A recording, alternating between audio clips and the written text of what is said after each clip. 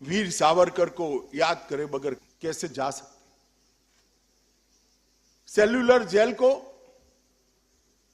सावर जी के मनोभाव से तीर्थ स्थान बनाने का काम सावरकर जी ने करा था। उन्होंने पूरी दुनिया में एक संदेश दिया कि कितने भी जुर्म कर लो, कितनी भी यातनाएं दे दो, कितने भी अमानवीय बर्ताव कर लो, मगर मेरे अधिकार को आप रोक नहीं सकते और मेरे देश को स्वतंत्र करने का मेरा अधिकार है, ये जन्मसिद्ध अधिकार है। इसकी सिद्धि यहां वीर सावरकर ने करी थी। आज मैं उनको जहां रखा था वहां पर भी जाकर आया। इसके सामने ही फांसी घर है, इसके सामने ही कोल्हू के अंदर बैल की जगह हमारे स्वतंत्र सेनानियों को जोड़कर तेल निकालने वाली स्थली भी उसके सामने, उसके सामने ही पूरी बेड़ियों की जंजीरों में रोककर बांधकर कोड़े से देने की सजा का स्थल भी उन्हें।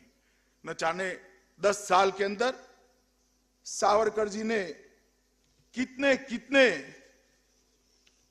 अत्याचारों का यहां अनुभव किया होगा और 10 साल के अंदर सावरकर जी ने कितने फांसी पर चढ़ते हुए वीर स्वातंत्र सेनानियों का अंतर्नाद भी सुना होगा। और फिर भी दृढ़ता के साथ वीर सावरकर स्वतंत्रता संग्राम के जुड़े।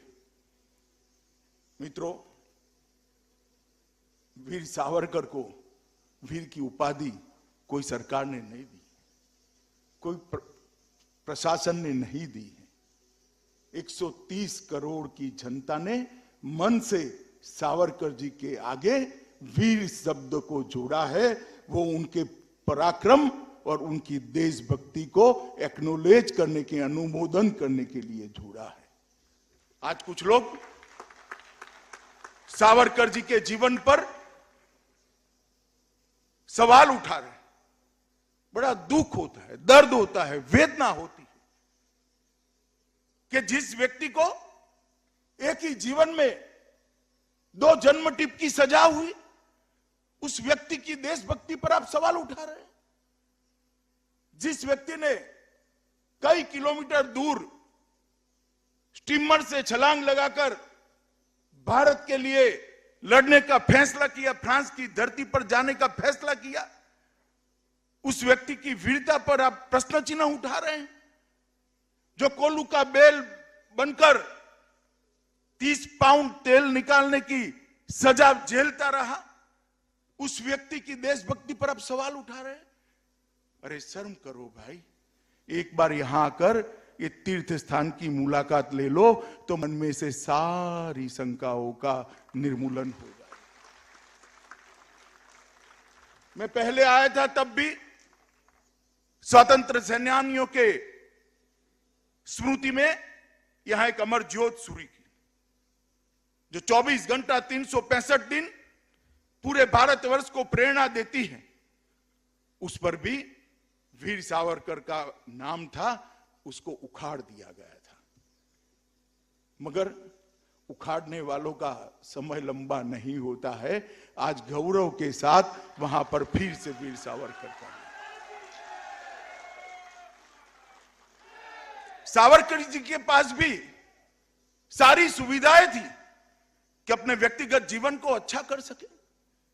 बहुत विद्वान व्यक्ति थे, अनेक भाषाएं जानते थे। अभी हमने उनकी उर्दू में लिखी हुई कविताएं सुनी। भाषा क्या करती है, भाव जो मन में होता है वो ही अभिव्यक्त होता है। मन में एक आदर्श देशभक्त का भाव था, इसकी अभिव्यक्ति अनेक भाषाओं में हुई।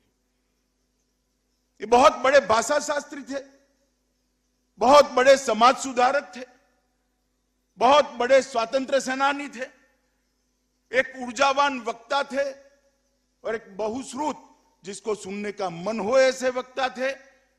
और उनकी लिखी हुई किताबों से मालूम पड़ता है कि मां सरस्वती की उनकी लेखनी पर इतनी कृपा थी कि उन्होंने जो लिखा, सन 57 का स्वातंत्र संग्राम, 1857 का स्वातंत्र संग्राम, उसको छपने से पहले ही अंग्रेजों ने बैन कर देना पड़ा था। शायद दुनिया में एक ही पुस्तक ऐसी है जिसको छपने से पहले प्रतिबंधित होना पड़ा। मगर प्रतिबंध रखने वाले चले गए। वो पुस्तक आज मेरे जैसे कई देश के लोगों के पास प्रेरणा स्थल के रूप में सावरकर जी के विचारों को हमें परिचय कराती है।